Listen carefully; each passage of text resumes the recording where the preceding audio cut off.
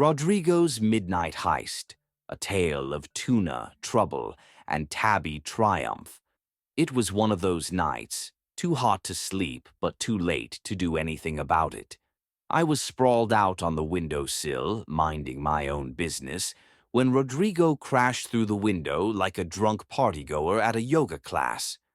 "Fluffy, you've got to help me. We're hitting the jackpot tonight," Rodrigo beamed, looking like he'd just seen his reflection in a shiny tin can. I sighed, already bracing for disaster. "Let me guess. We're robbing a fish market because you've got some sort of vendetta against the ocean, right?" Rodrigo's grin widened, but his eyes flickered nervously.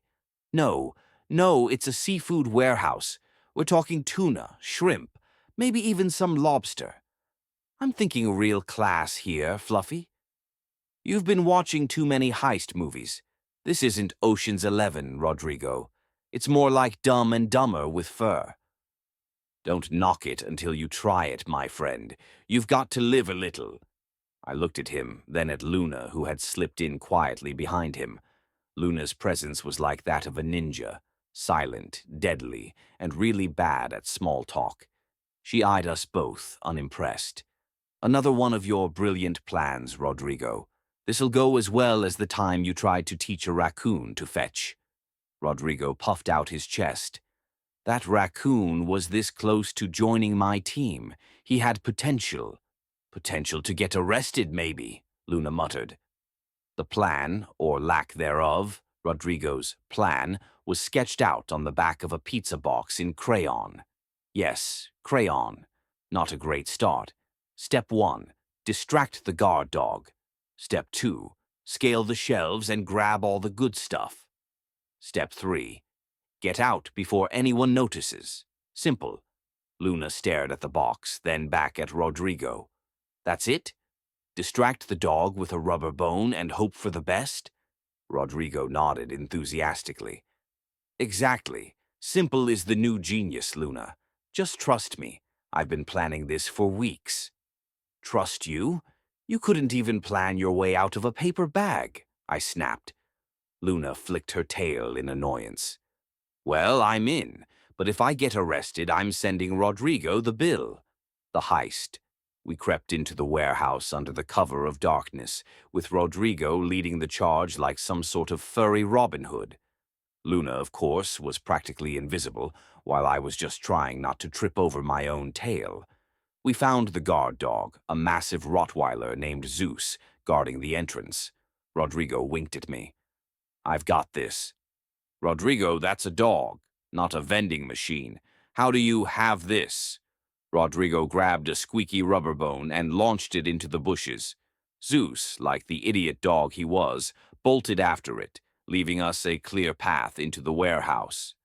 "Well, that worked, I guess," Luna muttered, but I wasn't about to compliment Rodrigo. The guy might have a flair for the dramatic, but he had about as much common sense as a bag of flour. Inside, the warehouse was a dream. The scent of tuna and shrimp wafted through the air like a seductive perfume.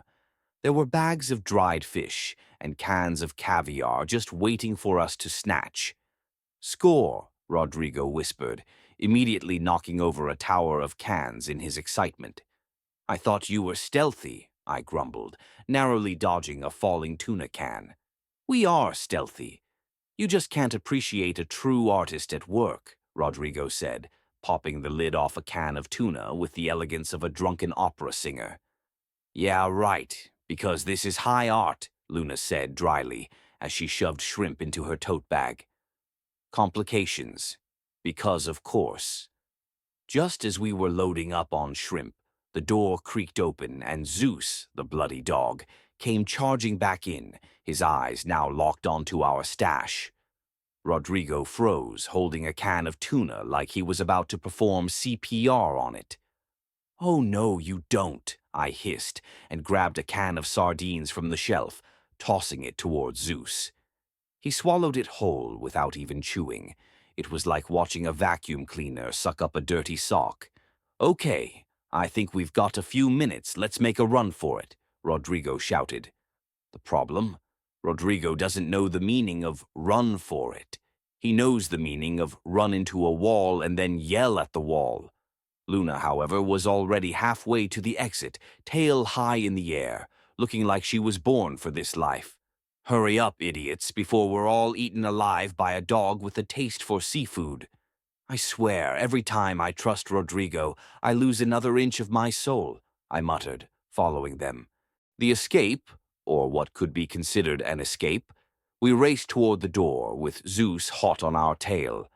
Rodrigo led the charge like he was sprinting for an Olympic gold medal, while Luna moved like a shadow. As we reached the exit, I tripped on a bag of frozen shrimp, went flying, and slammed face first into a pile of tuna cans. "Fluffy, you're a disaster," Luna called over her shoulder, but she did stop to help me up. We made it outside, with Zeus barking behind us like a maniac. Rodrigo, who'd somehow managed to get a tuna can stuck to his head, was laughing like a lunatic. "Well, that was a success," Rodrigo grinned. "Success? You call that a success?" I panted, my fur sticking to me in all the wrong places. "I think he's just happy he didn't get eaten by a dog," Luna snarked. "I'm happy I didn't get eaten by Rodrigo," I shot back. The aftermath, or how to ruin a good tuna dinner. Back at our hideout, Rodrigo spread out the loot like we were kings, and this was some sort of royal banquet. We did it. I can already hear the fame rolling in. Luna took a bite of tuna and glared at him. Fame? This was stupid. I'm one bad plan away from clawing your face off, Rodrigo. "Don't be so dramatic," Rodrigo said, sipping from a bottle of stolen ketchup. "This is just the beginning. You wait. Soon we'll be legends." Legends? Yeah, legends who can't tell the difference between a good plan and an excuse to eat fish, I muttered, grabbing a shrimp. "Fluffy's just jealous because I'm the brains and the brawn of this operation," Rodrigo said, grinning like a madman. Luna deadpanned. "The only thing Rodrigo's the brawn of is dumpster diving."